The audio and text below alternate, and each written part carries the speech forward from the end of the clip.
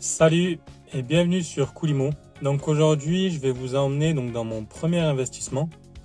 C'est un investissement où j'ai perdu de l'argent. Mais par contre, j'en ai tiré quand même quelques conclusions et ça m'a appris justement pas mal de choses. Ce que je vous propose, c'est que vous allez me suivre. On va aller d'abord voir mon premier investissement et après, à la fin de cette vidéo, je vous raconterai justement qu'est-ce que j'en ai tiré et qu'est-ce que je ferai, qu'est-ce que je ne ferai plus sur les prochains investissements. Voilà. Allez, c'est parti, on y va.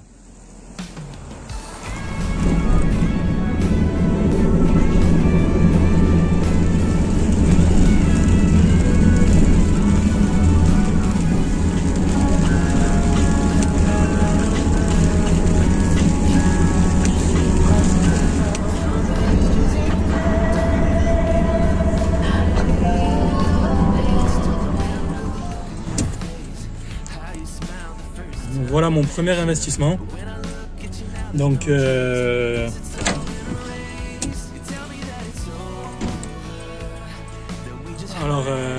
comme vous voyez, elle est à vendre. Voilà, c'est un investissement que j'ai fait il y a 5 ans. Et clairement, là, c'est quand même bien dégradé, même si quand je l'ai acheté, elle était déjà bien abîmée. Mais voilà, moi je voulais en faire ma résidence secondaire dans un premier temps, et après j'aurais voulu en faire ma résidence principale. Là on voit qu'il y avait un beau jardin, il y a 2000 m² de jardin derrière. Et voilà, c'est un achat que j'ai fait il y a quelques années en arrière.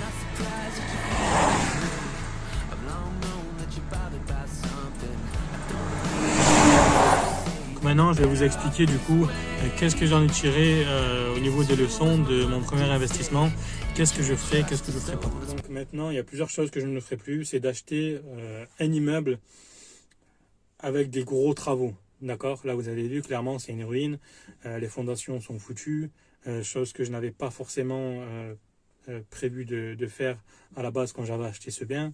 Les murs sont foutus, enfin il y a tout qui est foutu, quoi. Voilà, la maison elle est prête à tomber.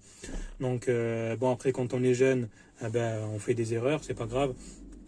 Mais voilà, pour le deuxième investissement, donc l'immeuble de cet appartement que vous avez vu, j'ai fait vraiment attention à pas dépasser mon budget et acheter vraiment ce qu'il faut sans imprévu derrière. Voilà, que je ne me retrouvais pas à avoir des gros travaux.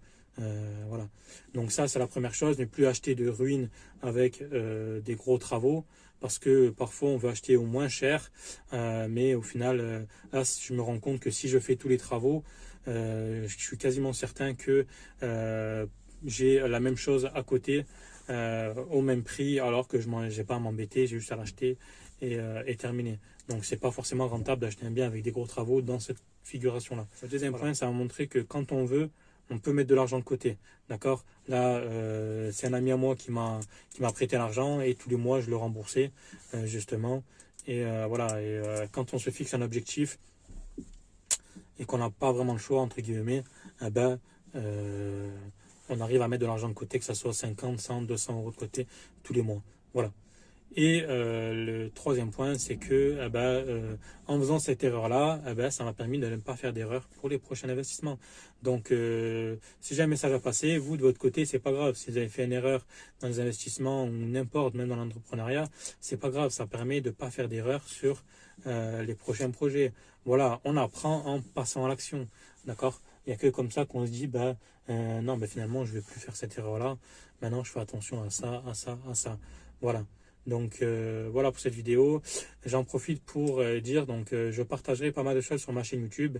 Si demain j'ai l'intention de créer et d'ouvrir des commerces, des bars, des restos ou autres, il n'y a pas de souci, je le partagerai sur ma chaîne dans le but justement de vous conseiller, de vous dire qu'est-ce que moi qu'est-ce que j'en apprends et qu'est-ce que je ferai et qu'est-ce que je conseillerais justement à ne pas faire. Alors attention, ça reste à mon niveau, je ne suis pas un expert de l'immobilier, je ne suis pas un expert de l'entrepreneuriat, mais voilà, quand il y a des choses qui me semblent intéressantes de vous partager, voilà, moi ça me fait plaisir, d'autant plus que si vous ne pouvez pas faire l'erreur que moi j'ai faite, moi ça me va. Prenez soin de vous et à la semaine prochaine sur Coolimo.